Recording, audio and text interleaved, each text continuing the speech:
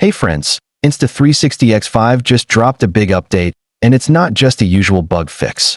Firmware version 1.122 just dropped, and it's packing not one, but two game-changing features: pure video mode in single lens and the all-new adaptive tone. And let me tell you right off the bat, these updates don't just tweak the experience, they redefine what the X5 can do. So, let's dive into what these features mean, how they stack up against other flagship action cameras like the DJI Action 5 Pro, and whether you should start using them right now. Let's kick things off with pure video mode for single lens recording. Up until now, pure video was exclusive to 360 mode, where it already performed beautifully in low-light environments by stabilizing footage and suppressing noise. But now, Insta360 has brought pure video to single lens mode, and it's a game changer. What does this mean in practice? You get much cleaner low-light video, better shadow detail, and significantly reduced noise, even when you're hand-holding the camera or moving through tricky lighting environments. Think late-night city rides, candlelit dinners, or even sunrise hikes. It handles them all like a champ. That we put it to the test side by side with DJI's Action 5 Pro, which up until now has had one of the best low-light video modes in the business, Super Night. Guess what? The X5's pure video mode is right up there. And in some cases, like handling complex light sources and keeping shadow textures intact, it even outperforms DJI. There's less artificial smoothing and more authentic depth, making pure video feel more natural. I ran a few real-world tests, filming both at sunset and post-sunset, and the difference is obvious. In pure video, colors pop more, skin tones look cleaner, and there's a noticeable bump in clarity. Switch back to regular mode, and it feels flatter, muddier, and not nearly as confident in tough light. This single feature alone makes the X5 much more than a 360 cam. It now seriously competes with conventional action cameras like the Insta360, Ace Pro, and DJI Action 5 Pro, but with the flexibility of switching to 360 when needed.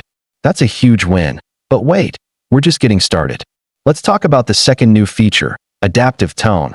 This is where Insta360 is playing 4D chess. Adaptive tone is not your typical HDR.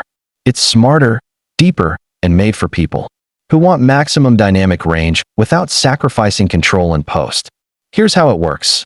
Instead of processing exposure in real time like HDR does, adaptive tone captures the full raw image data first, then intelligently analyzes and reprocesses exposure frame by frame during export using the Insta360 Studio or mobile app. This allows for some next-level scene optimization.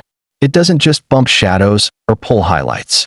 It actually understands your scene and rebalances everything to get a perfectly exposed frame, even when your environment is wildly inconsistent, like when one side of your frame is basking in sunshine while the other is shaded.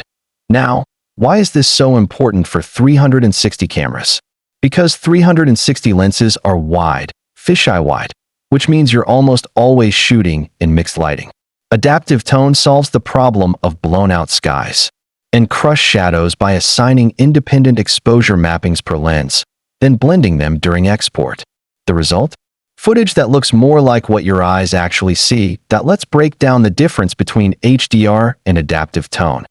HDR processes during recording, giving you decent dynamic range straight from the camera.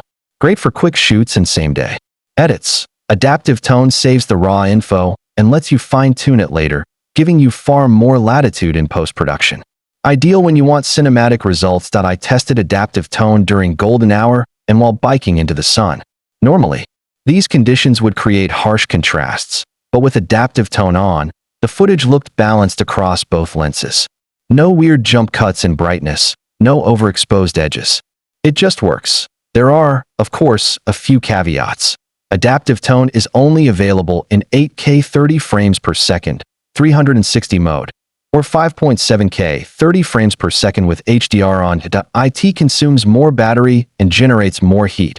Export times can increase by 20% to 100%, depending on your device and length of footage. So, if you're filming long sessions, be prepared. It's best to use adaptive tone in outdoor environments, especially with some wind or if you're moving like on a bike or snowboard. Indoors, make sure you've got good ventilation.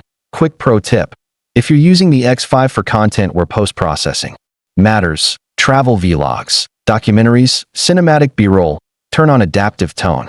If you're doing fast edits or social content that needs to go out same day, HDR will still serve you well. Also, a quick shout out to the export tools. Insta360 Studio does an excellent job of helping you manage adaptive tone footage. You can visually compare adaptive tone on versus off with split-screen previews and export either version based on your needs. So to recap, pure video mode in single lens makes the X5 a true action cam rival. Adaptive tone adds pro-level dynamic range to 360 shots. Yes, they use more battery and heat up faster, but the trade-off? Cinematic footage and creative flexibility. If you're a creator who films in dynamic lighting, or you just want the best image quality possible out of your X5, these features are absolutely worth it. And the fact that Insta360 keeps rolling out updates like this? Just more proof that the X5 isn't just a 360 cam. It's a serious hybrid tool for creators. That's it for this deep dive. Let me know in the comments if you've tried pure video in single lens or adaptive tone and what your results were like. And don't forget to hit that like button if this helped you out, and subscribe for more updates, deep dives, and field tests. Thanks for watching. See you in the next one.